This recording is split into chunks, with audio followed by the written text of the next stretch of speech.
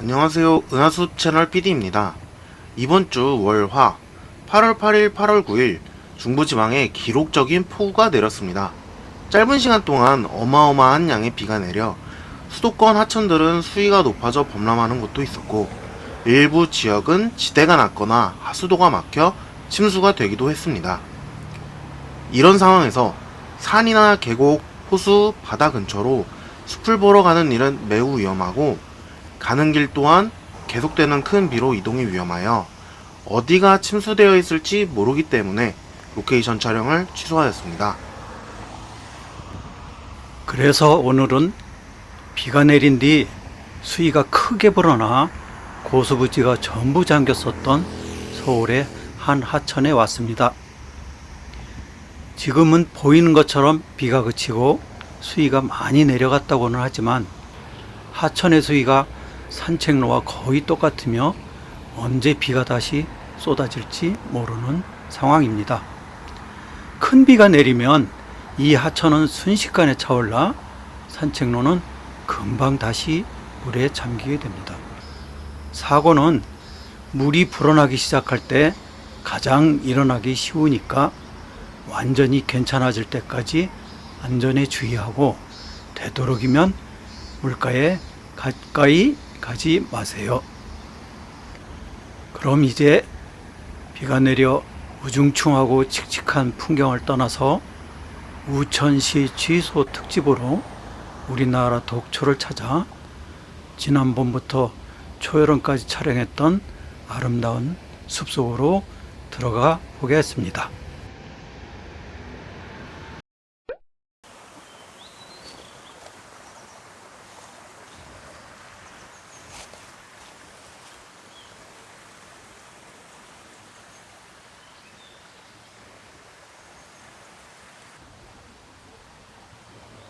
여기 깊은 산 숲속 습기가 많은 곳입니다. 이른 봄에 노란 꽃이 아주 예쁘게 핍니다. 이른 봄에 나물로 사용하기도 하고 풀 전체를 약용으로 사용하기도 하지만 유독 식물입니다.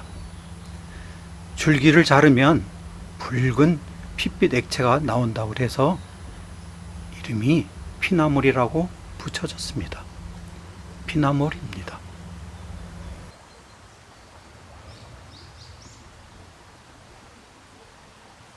그럼 이제 정말 유명하고 대표적인 독초 종류를 소개해 드리겠습니다. 봄 숲속으로 첫 번째 여행 2화에서 소개해 드렸던 천남성입니다. 사약의 원료 천남성, 남쪽 하늘 남극에 가까운 별에서 이름을 따왔다고 합니다. 얘는 식물의 트랜스젠더라고 합니다. 영양 상태가 좋지 않을 때는 수구루, 영양 상태가 좋아지면 암구루로 바뀐다고 합니다. 천남성은 벌레잡이 시충식물 네펜데스와 같은 꽃 모양을 가지고 있죠. 꽃이 코브라 머리 모양입니다. 우리나라 천남성 종류에는 천남성, 둥근잎 천남성, 두루미 천남성, 점박이 천남성, 큰 천남성, 무늬 천남성, 섬남성 등이 있습니다. 그중 천남성은 전국적으로 그늘진 숲속에서 자라는데 잎에 톱니가 있고요. 둥근잎 천남성은 잎이 둥글고 잎 가장자리에 톱니가 없습니다. 두루미 천남성은 중부 이남과 주로 서해안 지방에 많이 볼 수 있는데요. 작은 잎이 양쪽으로 많이 달리고 두루미가 날개를 펼치고 꼬리가 길게 빠진 모습입니다. 점박이 천남성은 줄기에 점박이 무늬가 있고요. 큰 천남성은 남부지방 섬 제주도에 있는데 잎이 크고 꽃이 킹코브라 머리 모양입니다. 무늬 천남성은 마찬가지로 남부지방 제주도에 있는데 잎이 길게 뾰족합니다. 그리고 섬남성이라고 있는데요. 얘는 울릉도에 자생하는데 아주 키가 큽니다. 이 천남성은 잎, 열매, 덩이줄기를 먹으면 혀가 붓고 마비되어 말을 할 수 없고 음식물을 삼킬 수도 없게 된답니다. 그래서 호흡장애로 사망할 수도 있습니다. 아주 주의하여야 합니다. 천남성 꽃말이 비밀, 현혹, 여인의 복수입니다. 한을 품은 여인이 비밀스럽게 현혹하여 복수한다. 조선시대 장희빈에게 내려진 사약이 천남성으로 만들었다고 합니다. 천남성입니다. 다음은 유명하지는 않지만 다른 식용식물과 혼동하기 쉬운 독초입니다. 높은 산 숲속에 삿갓 쓴 분들이 많이 있습니다. 얘는 숲속에 많이 모여서 자랍니다. 어린 잎을 식용으로 한다고 해서 나물이라는 단어가 이름에 들어가지만 독성이 있어서 주의해야 합니다. 모양이 우산나물과 아주 비슷합니다. 우산나물은 잎 가장자리에 톱니가 있고 잎 끝이 갈라지지만 이 삿갓나물은 잎 가장자리에 톱니가 없고 잎 끝이 갈라지지 않습니다. 주의하여야 합니다. 이른 봄 새순이 나올 때 우산나물과 혼동되는데요. 주의해야 하고요. 꽃이 피기 전의 모습은 말라리와 잎이 비슷하지만 잎맥 모양이 다릅니다. 삿갓나물입니다.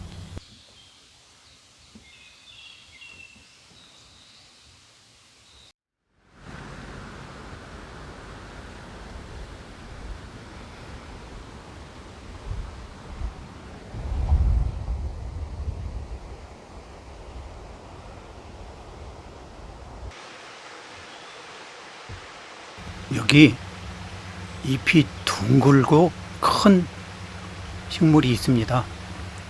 전국 높은 산 숲속에서 무리지어 잘 자라는데요.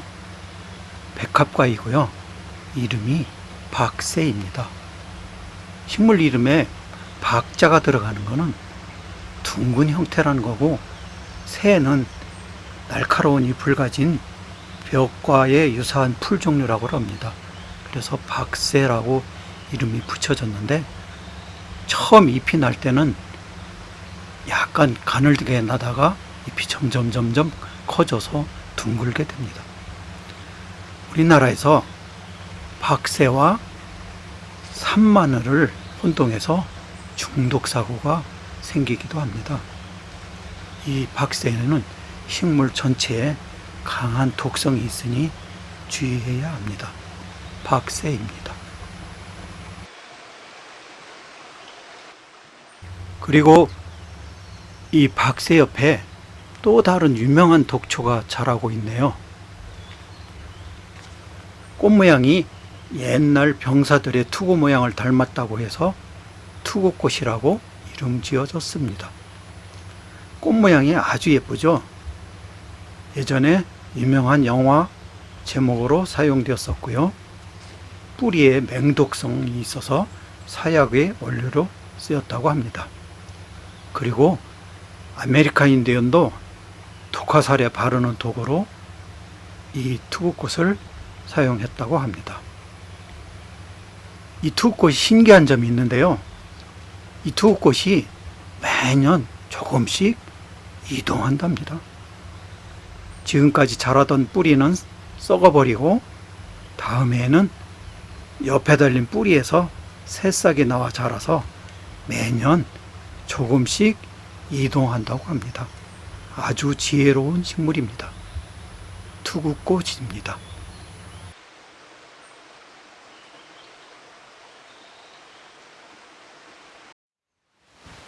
마지막으로 지난 화에서 소개해드린 독초입니다. 꽃말이 그윽한 마음, 장수를 가지고 있는 수명을 연장시켜준다는 연용초입니다.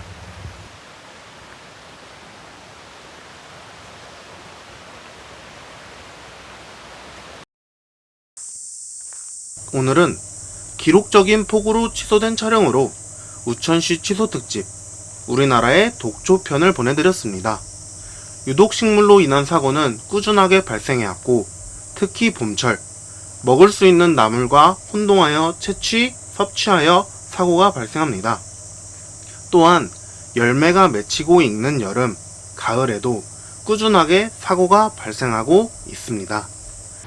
유독 식물로 인한 중독 사고는 예방이 가능합니다. 잘 모르는 식물은, 아니, 잘 알더라도 혼동할 위험이 있기에 주의 또 주의해야 합니다. 시청해주셔서 감사합니다.